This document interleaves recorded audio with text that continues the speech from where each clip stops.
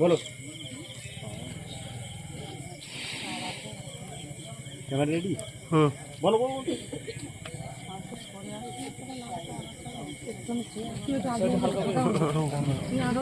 তুমি রেডি আছো?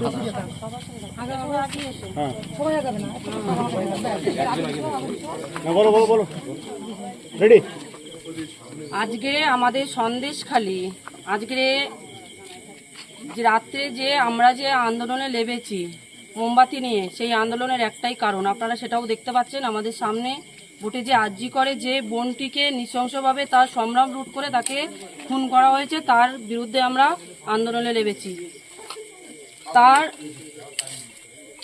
উপরে যে অত্যাচার হয়েছে এবং রাজ্যের পুলিশ প্রশাসন থেকে তার উপরে যে অত্যাচার করে তাকে যে খুন করেছে, সেই রাজ্যের পুলিশ মন্ত্রী মুখ্যমন্ত্রী আজকে রাজ্যের পুলিশ মন্ত্রী মুখ্যমন্ত্রী আজকে ওদের মদত জোগাচ্ছে বলে ওরা এতটা পাওয়ার পেয়ে গেছে। আর সেই বোনটিকে এতটা নৃশংসভাবে খুন করা হয়েছে যে তার ঘাড় ভেঙে দেওয়া, তার পা ভেঙে দেওয়া, তার হাতের আঙুলগুলো পর্যন্ত ভেঙে দিয়েছে। তারপরেও একবারও মুখ্যমন্ত্রী সেখানে আসেনি এবং প্রতিবাদ জানাননি। আর তার বিরুদ্ধে এটা বলে চালানোর চেষ্টা করেছে রাজ্যের পুলিশ যে ও নাকি সুইসাইড করেছে। একটা বোনকে তাকে সম্মান লুট করে তাকে যখন খুন করা হলো, তার শরীরে এতটা ক্ষতচিহ্ন, তার একটা নির্বস্ত্র একটা বডি পড়ে আছে, সেটাকে একটা সুইসাইড বলে চালানোর চেষ্টা করেছে। আমরা মানি না এটা একটা সুইসাইড, কেননা ওর শরীরের ক্ষতচিহ্ন দেখে বোঝা যাচ্ছে যে ওর সম্ভ্রম লুট করে ওকে খুন করা হয়েছে। এরকম করে রাজ্যের পুলিশ যখন ওনাদের পোশাক গুন্ডা বাহিনী দিয়ে যখন কাজ চালাতে পারছে না, তখন এরকম করে পুলিশ প্রশাসনকে দিয়ে করাচ্ছে।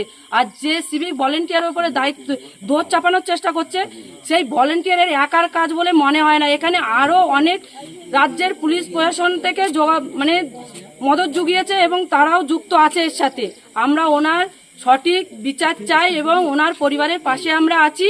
এবং রাজ্যের পুলিশের এতটা পাওয়ার পায় কি করে যে তার বডিটা তারা দায়িত্ব করে পুড়িয়ে দেয়, তার পরিবারের হাতে না তুলে দিয়ে।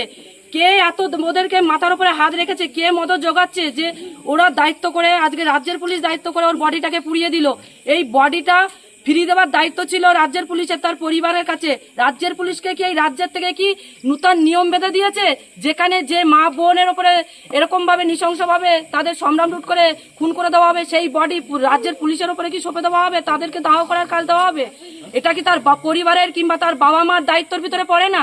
এটা কি রাজ্যের পুলিশের উপরে পড়ে? এটা কি মুখ্যমন্ত্রীর দু নম্বরই চালের ওপরে কি লোক ভরসা করে রাজ্যের পুলিশ কি আজকে কি এই রাজ্যের মুখ্যমন্ত্রীর ওপরে ভরসা করে কি সেই নৃশংসভাবে তাদের সম্ভ্রম লুট করে যে মা বোনেদের আজকে খুন করা হবে তাদের বডি পোড়ানোর দায়িত্ব দিয়েছেন রাজ্যের মুখ্যমন্ত্রী? এই চটি চাটা মুখ্যমন্ত্রীকে আমরা অবিলম্বে ওনার পদত্যাগের দায়িত্ব আবেদন জানাচ্ছি। আমরা সন্দেশখালীর সেই আন্দোলনকারী মা বোনেরা উপযুক্ত সাজা হয়। আর যে হসপিটাল আরজিকর হসপিটালের যে আধিকারিক এতদিন ধরে দুষ্কর্মের সাথে তিনি যুক্ত, ওনারও উপযুক্ত শাস্তি হয়, এই আবেদন আমরা রাখছি। মানসিকভাবে সুস্থ থাকাটা আপনার অধিকার। বেশি রাগ, দুঃখ, হতাশা, ভয়, অবসাদে মানসিক অসুস্থতার মধ্যে আনন্দ ফিরে পেতে আজই চিকিৎসা করুন। অনলাইনে কাউন্সেলিং এর সুযোগ রয়েছে। Get your mind's best friend doctor B G. Dastidar. স্ক্রিনে দেওয়া নম্বরে যোগাযোগ করুন। দীর্ঘদিন ধরে সন্তানহীনতার সমস্যাতে ভুগছেন? আর দেরি না করে আজই চিকিৎসা করান। ভারতের অন্যতম প্রধান সারির আইভিএফ চিকিৎসক এবং গবেষক ডক্টর সুদর্শন ঘোষ দস্তিদারের থেকে 40 বছরের অভিজ্ঞতা আপনার সমস্যা সমাধান করবেই। স্ক্রিনে দেওয়া নম্বরে যোগাযোগ করুন।